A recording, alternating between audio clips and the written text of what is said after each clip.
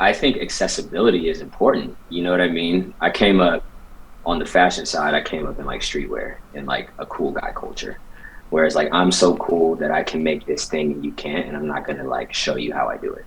And I Mm. thought that wasn't tight. Like I thought that was kind of sus. You know what I mean? Because it's like you want me to buy your brand, like you want me to like participate in the thing that you're doing, um, but I don't have access to like learn about it. You know what I mean? Because I'm like really interested in it and I want to know how it's made. I'm not saying I'm gonna make the same thing as you, but like, I kind of want to just know. So that was like the second phase. Like the first phase was just being fascinated with like technology, and the fact that, the concept of creativity, right, is like, yo, I can create, like people have created things from their mind, like the house that I live in was like built, or like the thing that I live in was like drawn on a flat piece of paper first by like one dude or two people. But yeah, Okay. man, Culture Convos pretty much where I talk to my homies and folks that I've run across throughout my journey, man. Just doing business, Yeah. doing art, and kind of just Yeah. tapping in with them, seeing where they are on their creative space. So for this Yeah. episode, I believe this episode 21, we got the homie Gabe, Okay. Gabriel Whitehead, multifaceted creative.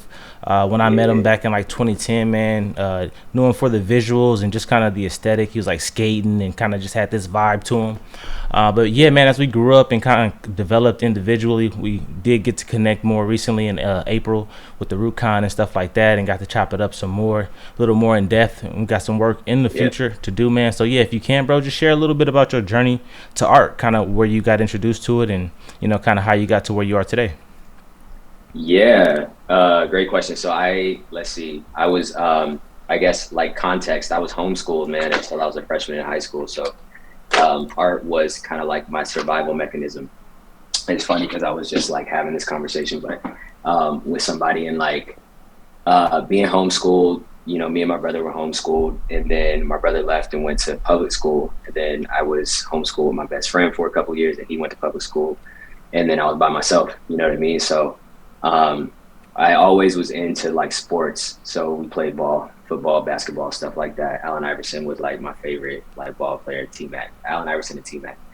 And so when I was young, my pops was in the military, so we would go to like the base exchange or the PX or the post exchange, and they always had the deals like for the soldiers and their families and stuff like that. So I was able to get like my first pair of sneakers, and they were the first Iversons that came out, the questions, the ones with the little swoop, you know what I mean, like the little stripe on the side. So I had the Yeah. red ones and the blue ones. And that was like the first pair of shoes I got to pick out for myself.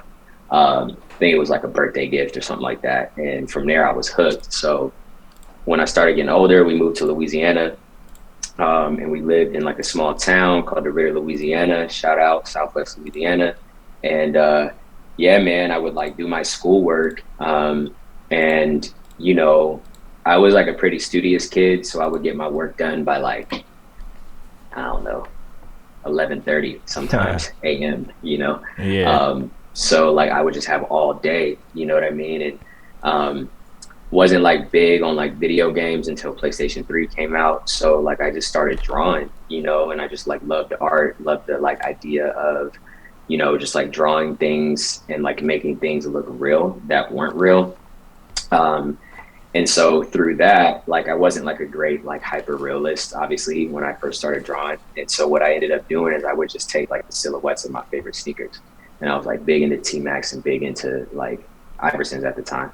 So I would take like the silhouettes of my favorite sneakers and just like recreate those silhouettes and then like redesign the sneaker and like make it how I think it would be. Like I would do like an upper like this, and then the sole would look like this, and then Mm. I'll do these colors and like stuff like that. And so that was really like my first introduction to art, and just like expressing myself and like my own ideas through like different things that I like kind of liked already. And then my brother, he sings, like, he is an amazing singer, and I wish he recorded music at one time, but never really got too like serious into it. Um, and so I grew up around that. And then again, kind of going back to like growing up in Louisiana, like I grew up in the church where, you know, my best friend, his dad was the like choir director. So he just we were forced to learn how to play music, you know. So we play the drums and the piano and stuff like that. I never got good at the piano, but Dre did. And you know, he's like amazing at everything now, and I can just like make art and design and stuff. Right. And so that was like a big inspiration too. So just music and expressing ourselves through like music and dance and like all that stuff is how kind of art became like who I was. You know, that's where I felt like the most natural type of thing. So yeah. Nah, yeah, nah, that's dope, and that makes sense too, cause like a lot of what I see you kind of posting today too, like you're real hands on with like whatever Hmm. task that it is. If it's like building a bed frame, or if it's Hmm. like going down to Hmm. the fabric spot, testing out these different materials, and even mocking Yeah. it up yourself at the crib. That's pretty dope, man. I think what you shared most recently with people was like your creative process in a way to where you were like, you know you had the jeans or like whatever the garment was, and Hmm. kind of just showing your digital process of how you get the lines and kind of draw it out. Yeah. And I feel like that Yeah. process is real eye opening for folks that don't really get to see that world, and they get to kind of go along like for the ride, if you will, go along on the journey with you Hmm. as you're kind of building this thing. They're seeing you go from concept to reality. Yeah. Why do you think something like Yeah. that is important for what you're working towards? Yeah, I think like so I think accessibility is important. You know what I mean? I came up on the fashion side, I came up in like streetwear and like a cool guy culture. Whereas like I'm so cool that I can make this thing and you can't, and I'm not gonna like show you how I do it. And I thought that wasn't tight. Like I thought that was kind of sus. You know what I mean? Because it's like you want me to buy your brand, you know, like you want me to like participate in the thing that you're doing. Um, but I don't have access to like learn about it. You know what I mean? Because I'm like really interested in it and I want to know how it's made. I'm not saying I'm gonna make the same thing as you, but like, you know, I kind of want to just know.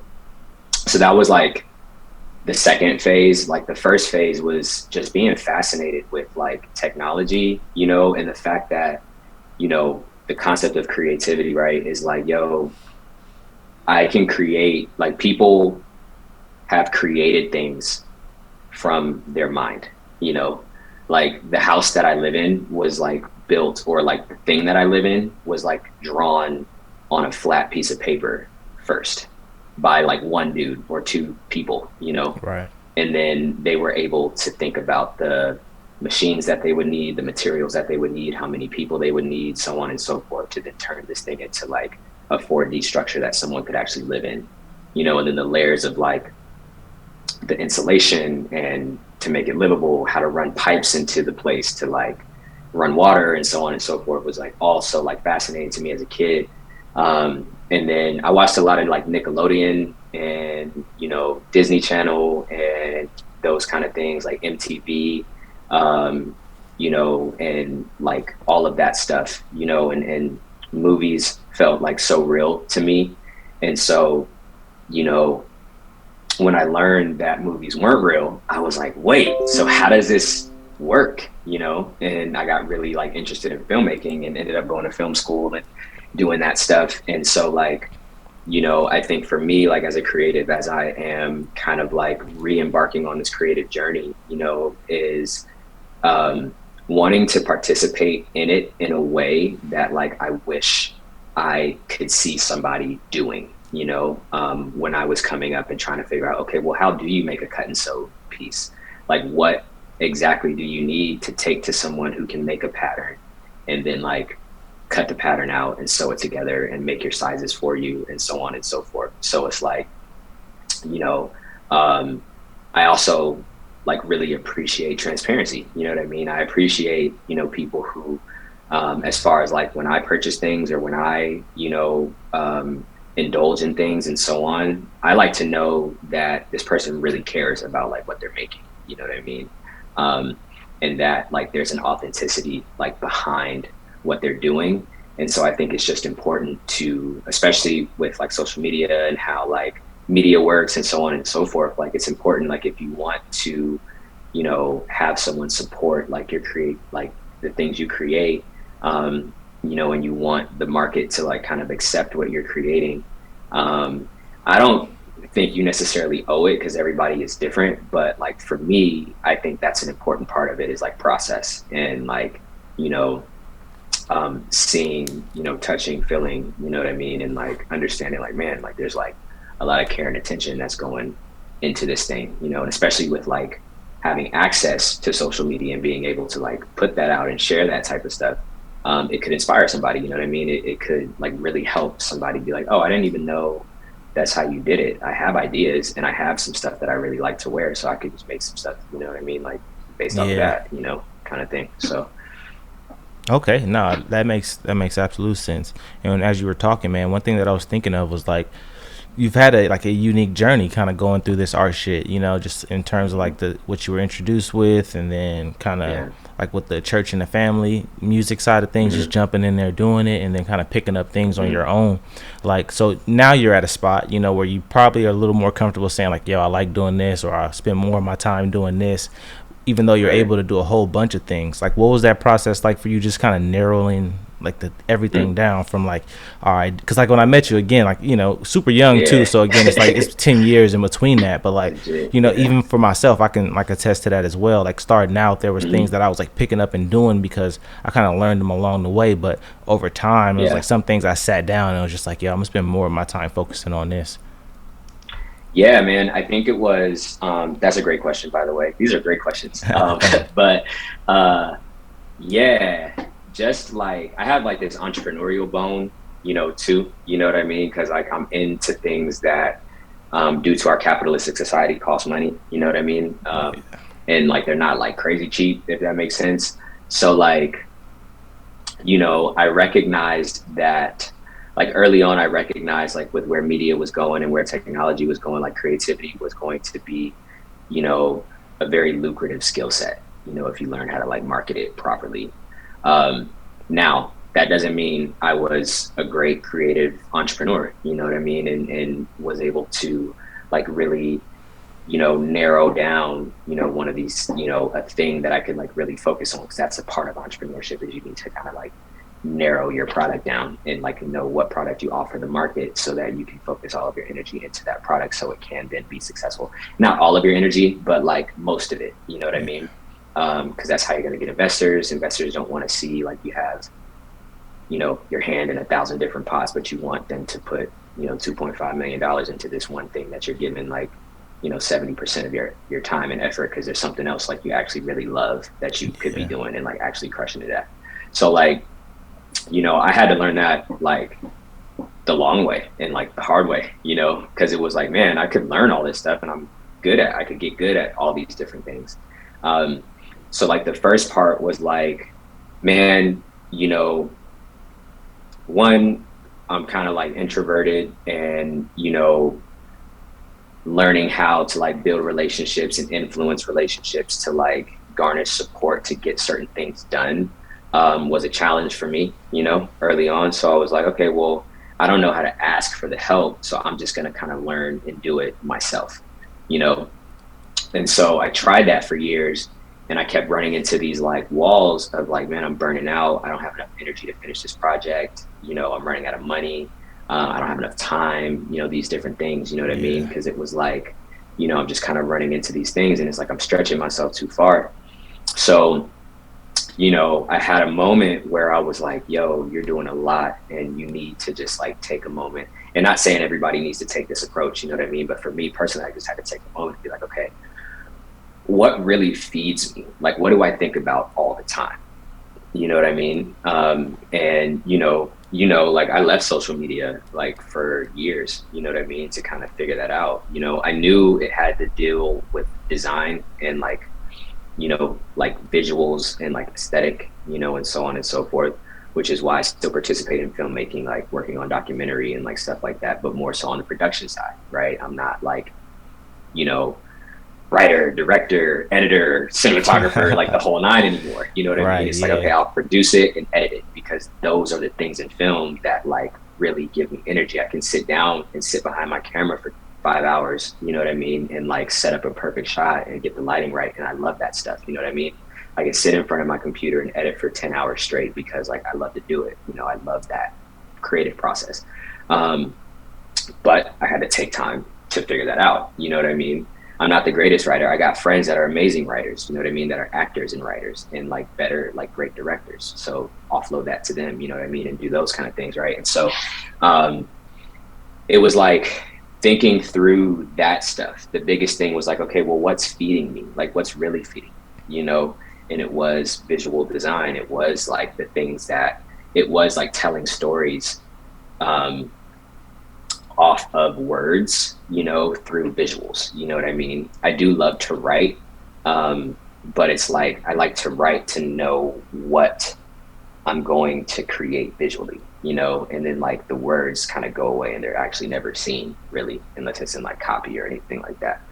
So like that process, it was like a process of elimination, you know, and it was like like you said, like a 10-year process. I've been, you know, a quote unquote creative now for over 10 years. You know what I mean? I started my first brand when I was 17, printed my first shirt when I was 17. Um, you know, made my first logo when I was 16 in high school after hacking, like, oh, this is recorded, but, you know, after not hacking Photoshop off of the HP laptop, you know what I mean? And like learning how to like make a logo on Photoshop, you know?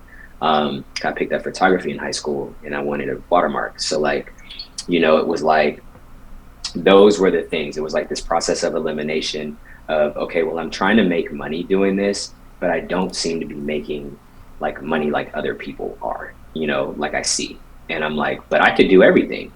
So Yeah. why am I not making more money than everybody? You know, not more money than everybody, but why am I not like finding like these levels of success in these different tracks that I'm in?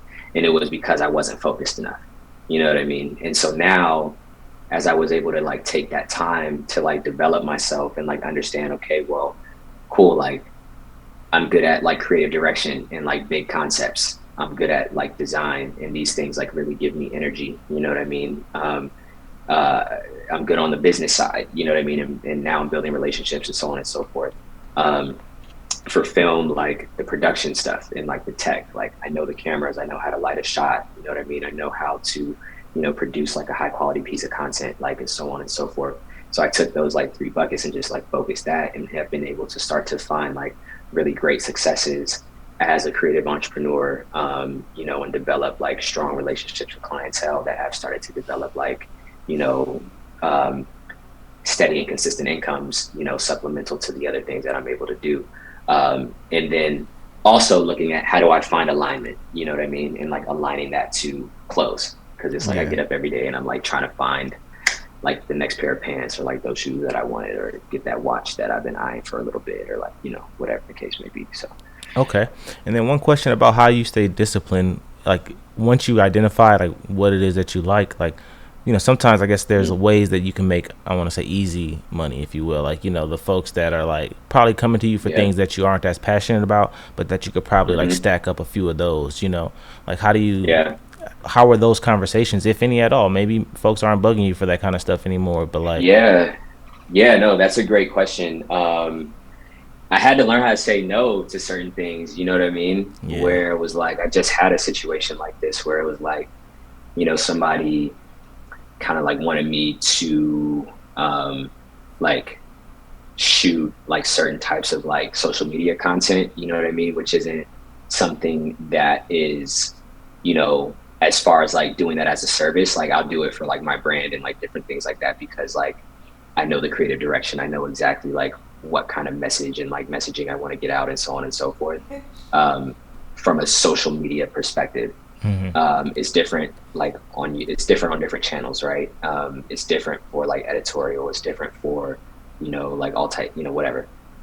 Um, and I realized like okay, like if I were to take on this project, it's going to be like a really heavy lift, and it's going to essentially be taking away from like the energy that I need for you know the social side of like what I'm doing, right? Because as far as like creative entrepreneurship goes, I do more creative direction and like brand development and like those kind of things, merchandise development, apparel development for brands that aren't uh, actually like apparel brands and like help them develop like higher end apparel and so on and so forth. And like that's kind of like where my niche is, as well as again like visual design and so on. So I'm like, okay, well, if that's my niche and that's what my offering is, stepping out and trying to do some like creative direction and like content creation for like this brand, and it's just that, if it doesn't come with a full branding package, if it doesn't come with like the creative direction, if it doesn't come with that, then I'm actually not going to be able to produce like the quality of content that I would like to produce and say like, hey, this is something that I'm okay with asking you for money for. You know what I Got you. mean? Or Yeah. like charging you for, you know what I mean? So I had to say no, you know, and that's kind of like the process that I go through of like, man, it could be good money and I could just finesse it, you know what I mean, and do that kind of thing. But it kind of goes back to this like integrity thing of like, do I really like, should I do that? And the only reason I can do that is because I be doing a lot, you know what I mean? I work full time too, just to keep it real, you know, like I work in technology, like in digital ads, where I do get to do some creative direction with the clients that I work with at the company that I'm at.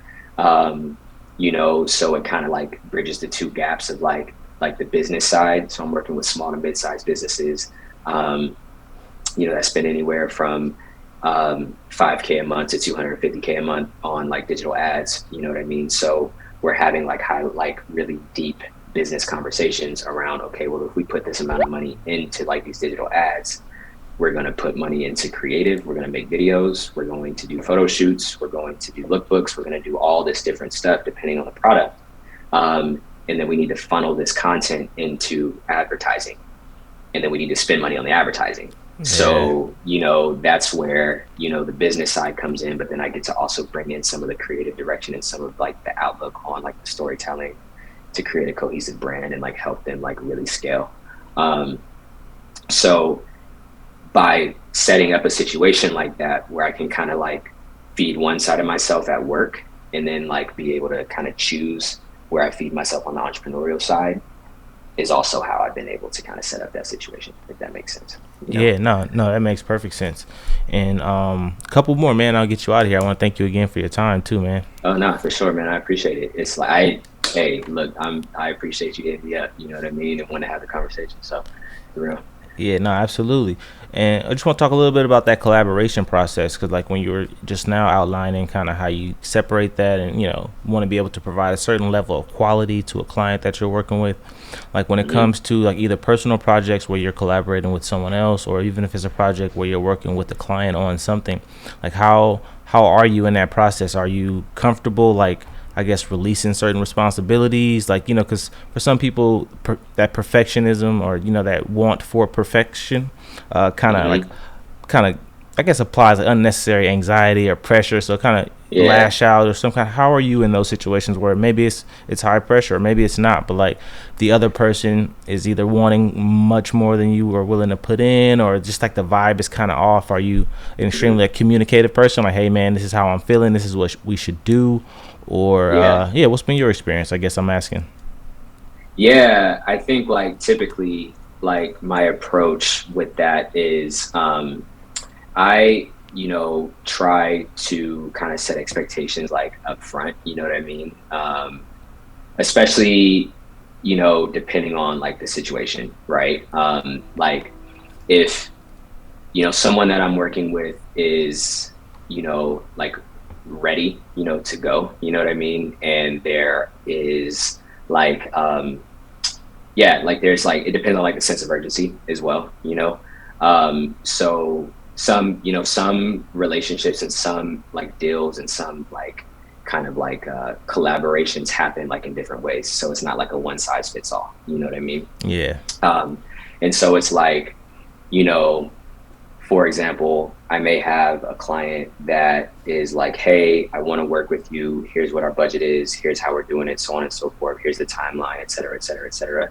Then I'm like, okay, great. Let's sit down. Let's have like a kickoff call. Let's like touch base on like what our actual goal is and like what we want to accomplish with this. Um, and like let's lock that in and let's put that on paper, you know. And then what I'll do is I'll write up, you know, like a scope of project, a service agreement, like all that different stuff depending on like what we've already agreed on in terms of you know, financially and all that stuff.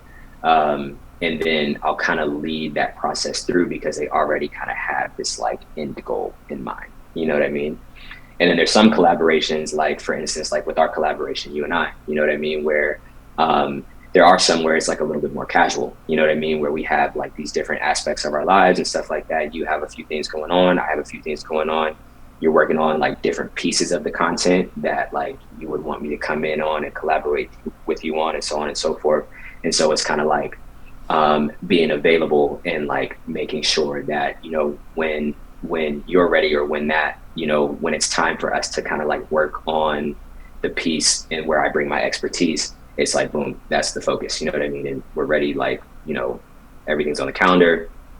We sit down, we go, all right, this is the goal for what we're trying to accomplish and what we're going to do like with these pieces. We write it out, we put the scope of project out there, we do all the, you know, business stuff to make sure it's just locked in and it's all good, and then boom, we're off to the races, you know what I mean? And then we're setting up, you know, that kind of like that schedule, you know, to kind of keep going and make things happen, like based on what we need to accomplish with that. um, then on the actual like, so that's like on the collaboration side, and just kind of making sure that the relationship is strong, so that when we are working on the project, there's really, that is what kind of like neutralizes the situation, you know what I Yeah, mean, because where you it's have a like, because you baseline to know, go off of.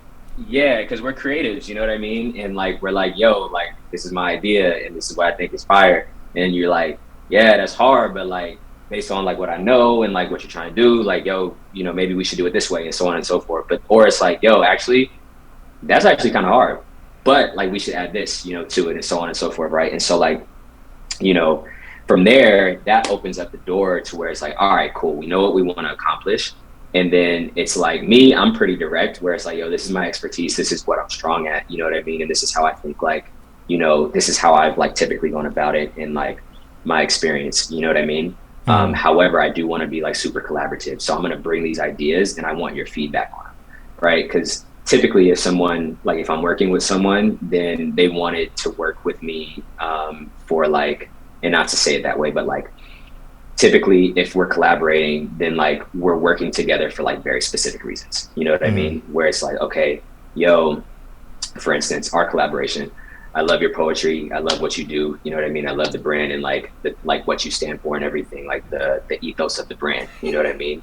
And Yeah. so that is where we are connected, and then you appreciate like my visual outlook and so on and so forth and whatnot. And so that's where we go, all right, you know, Dom, you like, what exactly do you need from me? You know what I mean? And then we go and we talk about that and we figure that out. Right. Um, and then we kind of just play those roles, you know what I mean? And you let me know, like, yeah, like I like that, but that's not really aligned with like how I actually kind of want this to like encompass with like my personal brand, or with, you know, I am root, or like whatever the case may be. Okay, cool. So what if we did it this way, you know, and so on and so forth. And so that's kind of how I like to collaborate, to make sure that that product is authentic to who and what we're creating it for. You know what I mean? If that Yeah. makes sense. No, that So makes, yeah, that makes sense, and you answered it great, pretty much. Because like originally I was kind of stumbling into it, but ultimately, like a person in your mm-hmm. position has that difficult task of like, you know, one, like if you're working with a client, you know, you have to, the communication is key ultimately, because like they're coming to Mm-hmm. you for something, they're, you Yeah, know, and especially if it's something that you enjoy doing, but like if their idea isn't quite there, you know, you have the yeah, difficult task of communicating, like, hey, right. gotta go somewhere else with this, or here's how we navigate Mm-hmm. to a better Mm-hmm. idea, you know what I'm saying? So nah, I Yeah, definitely have a lot of respect for what you do, because one, it's like the creative part of it, but then you also have to navigate personality types, you know, different creatives yeah, kind of aspire yeah. to have different things and different outlooks and dreams and visions to things, but you kind of have to, as you mentioned, like create that baseline for them. This is what we're going to do. This is what your goal is, and to reach that Mm-hmm. goal, you do X, Y, and Z. Would you say a lot of Right. that, like formation of that, like attention to detail that you have, comes from like when you were like studying film, or was it like more of your when you dived into design stuff? Where did you kind of get that real like good attention to detail? Yeah. When I went to film school was when I was like, oh, like, because I had to like pre-produce a whole like 16 millimeter like film Hmm. in film school. And I have a G drive somewhere that died, and the film is on that G drive, and I have no idea like where it is. I'm like really bad about stuff from like maybe 6, 7, 8 years ago. I gotta be Yeah. better with that. But um yeah, man. So like, the amount of detail that goes into pre-producing a film from the very beginning, like a full on film, is kind of uh disrespectful. You know what I mean? And so that really opened my eyes to just that approach to creativity. And the reason being is because there's so much like money and resource that goes into film. You can't make a full-fledged film without, I mean, you can now, but like, when you think about like a feature film, like even if it's low budget, you're probably going to be spending 20 racks, you know what I mean? And that's on like crew, equipment, uh, you know, like locations, permits, like all these different like pieces and details that, aren't even necessarily like creative details. You know what I mean? Right. Yeah. They're just details that you have to be aware of to get the project done. You already got it written, you already know the aesthetics, you got the storyboards, like you know who your actors are, like all this different stuff. Then there's other like these other details of like, okay, well when we bring these like 7, 8, 9 people on set, uh how is it going to get done efficiently? We only got 12 hours, unless you want to Yeah. have people on set for 16, 17 hours, which I've been on sets for 16, 17 hours before. You know what I mean? But those were like bigger productions. And so like, you know, it was like that was like a real eye opener to like attention to detail to get the caliber of like projects, you know what I mean, that I wanted to create and that I wanted to be a part of, like done. And I'm not saying that has to happen for every single project, you know what I mean, especially because like we have so much more access to like higher quality things and we can do things with like way less resource. um, but I think it's still like having, like a plan and like kind of thinking through like the framework and the bones of things at the beginning. So you have, a path to veer off of. Because sometimes you can like be veering without a path, but which means you're not necessarily going anywhere. But if you have a path, but then you're veering off of the path, you're still ultimately going to get somewhere and it's probably going to be better than what you originally thought it was going to be anyway. So um, there was that. And then like, you know, for me, so that like really opened my eyes. And then when I was like done with film, when I left film school, like um, I was already into fashion and like design. And so, it really like recalibrated the way that I looked at things from a design perspective in terms of like attention to detail and stuff like that. And as I got older, like I got deeper into style, like fit, form, function, all these different things. Because I also studied design like before I went to film school, and that was a big thing. And then when I was studying design, it was like I had an opportunity to like do a semester in Silicon Valley where I got to pitch like a business that I created to multiple investors and stuff. And there were so many details that had to go into how the idea could work, Mm-hmm. because you're asking for money for something that's not real yet. Right. You know what I mean? And then there were like things that you needed to do in terms of like, and this is just like insider stuff, but like, you know, there were metrics that you needed to come up with to like,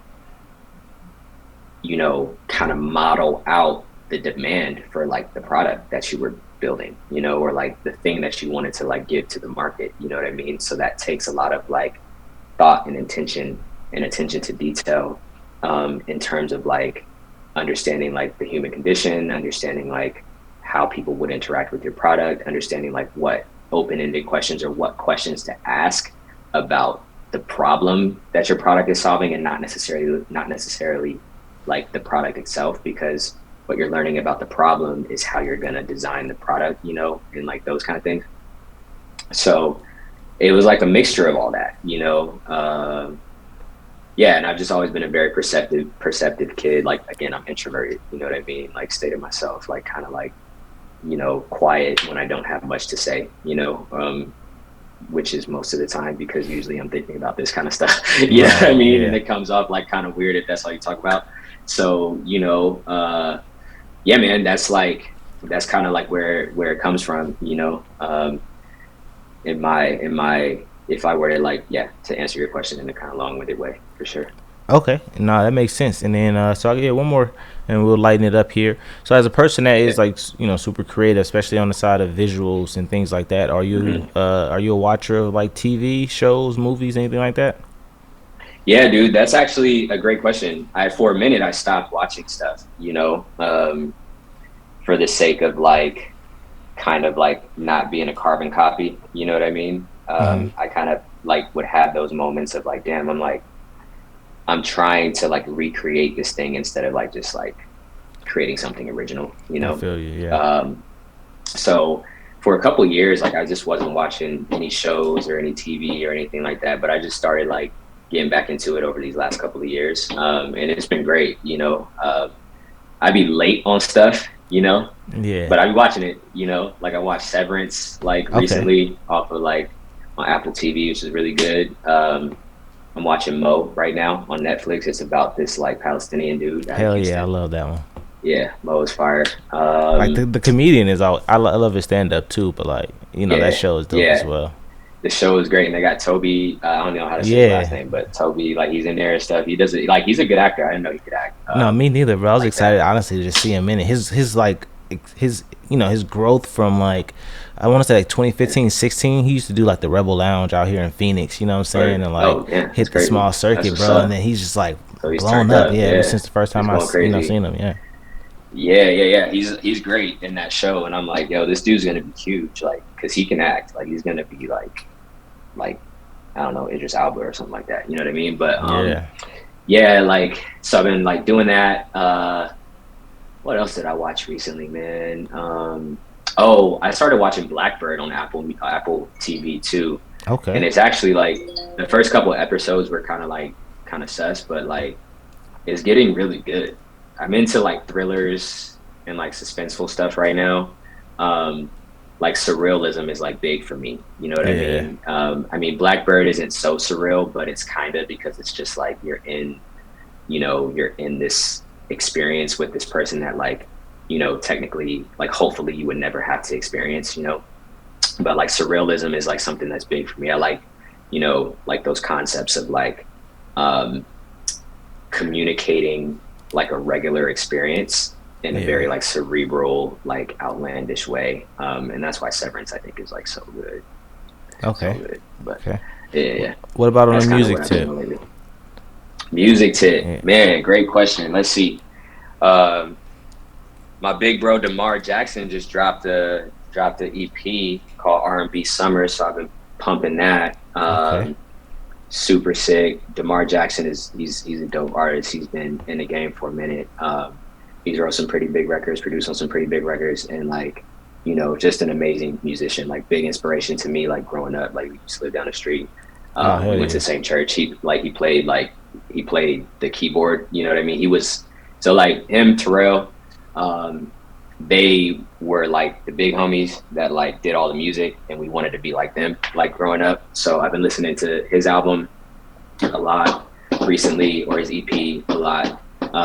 Who else? The homie the homie Vern just dropped an album. Vernell Anthony. um and yeah, he worked on this, like they did this project where they dropped this NFT. It's called Keep the Lights On, KTLO.in, I think, on Instagram. KTLO is the name of the album or whatever. Okay. KTLO1. And so him and some of his homies just came out with an album. They like put together this retreat in Scottsdale, um, and literally just brought like these artists together that had never worked together, and they stayed there for like a week and made an album, Oh wow. and it came out like pretty sick. And so been listening to that. They dropped an NFT. I bought the NFT and got access to the album, and it has like some bonus tracks on there. Then they just put it on Apple Music, so go get that. R&B Summer and KTLO. Okay. Um, Hell yeah. and then I mean, I like big records, like zeitgeist type of stuff. You know what I mean? Like I think rap music is pop music, so I like anything that has um, that is like really musically inclined. You know what I mean? Where the theory is there, like the songwriting is good, and so on. I like hit records too. Like I like listening to hits like a lot because it just makes you feel good. Right. So um, I've been bumping God did. I've been listening to Giveon a lot too. I've been like Okay. in that kind of vibe, like his first album. Yeah. Um, but then always bumping like soul, and my mom and dad are a little bit older, so that was like the first music that I came up on. So like anything you can think of, when you think about soul, Roy Ayers, Al Green, Aretha Franklin, um, you know, eh, anybody you can kind of really think of when Right. listening to it for the most part, Stevie Wonder, of course, Michael Jackson, all that. Right. Uh, and then, yeah, man, that's kind of what I'm bumping right now. I mean, I've been listening to a lot of older Lil Wayne, like Carter 2, Carter 3, um, lately, just kind of going back and reminiscing, getting some nostalgia going. So, I'm all over the place, like with the Yeah. music. Then, of course, gospel, Kirk Franklin, we in there, Fred Hammond, all that, Right. So, Yeah, everything. No, that's how it is. I mean, a that's bit of like that everything. sounds like a human being's playlist right there. In terms of like Yeah.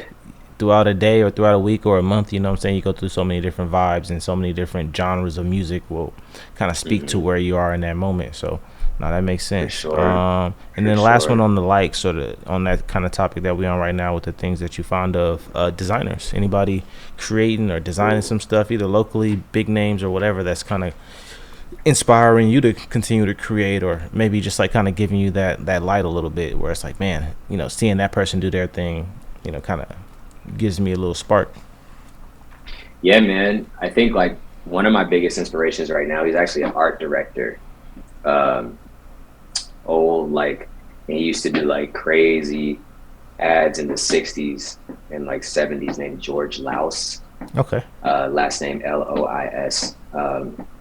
So he's responsible for like designing the Nickelodeon logo, like the original one. Oh. Jiffy Lube. He did like a crazy like when Tommy Hilfiger first came out, he did this ad where it was like a P underscore underscore L underscore and then an N and then like a C underscore underscore underscore and then a K underscore underscore underscore and then there was like a cut like I think it was like Lacoste or something like that. And then it had like Tommy Hilfiger at the bottom. And it was like, the world's best menswear designers or something like crazy like that. And Tommy Hilfiger just came out.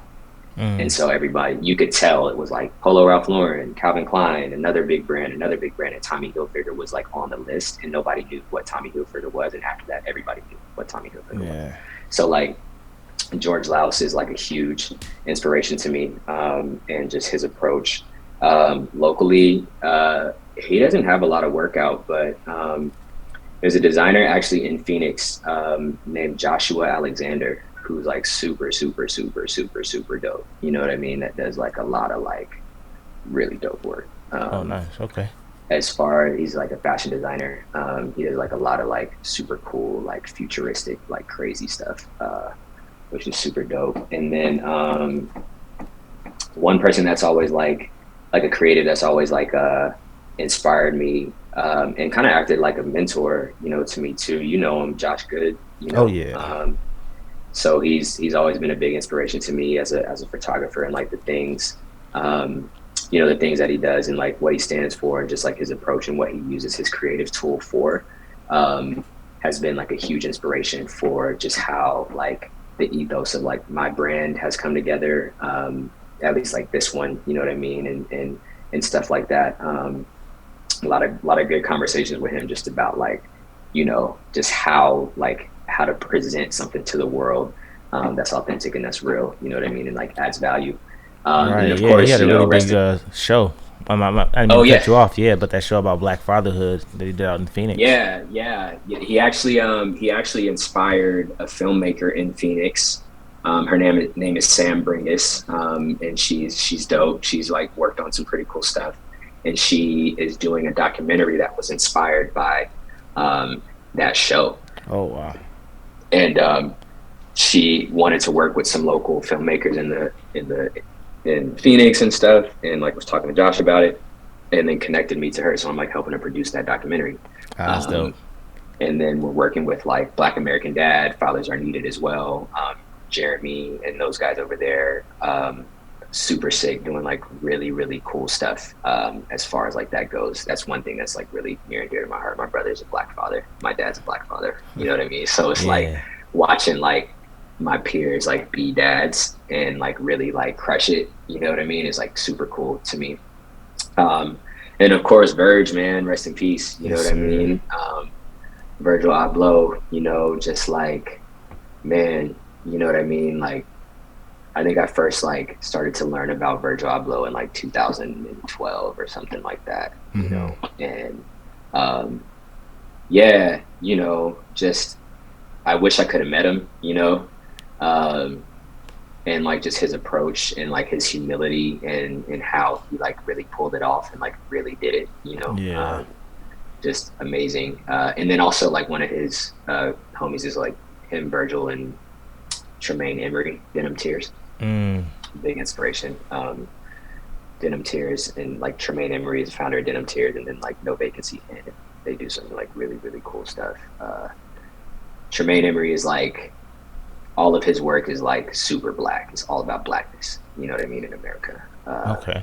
And it's like it's overt, but also like very nuanced. You know what I mean, which is super cool. So if you haven't heard of him, check him out. Check his work out. Super cool. So We'll those do are some you a of my second. I'll check inspirations it right out. now, man. Okay, For for sure. sure, man. And I'll get you out of here with this one, man, if you can. So, like I mentioned, met you around 2010 ish. You know what I'm saying? Hmm. If you can, if you have any words of advice that you'd give to the Gabe back then, you know what I'm saying? Like about Mm. just outlook in life and what it'll be Hmm. like, in a few years, like, or to a person that may be in your same position, if not to yourself directly, you know what I'm saying? To a person that could be in that same position you were back then.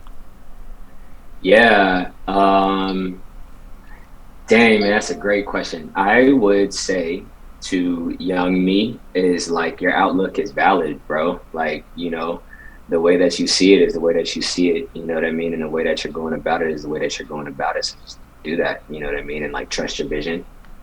Um, and like keep growing and like lean in to like change and like being like excited to evolve. Um, and like lean into the challenges, like lean into the hard parts. You know what I mean? Um, and you can be straight. You know what I mean? That's the advice I would probably give like young Gabe.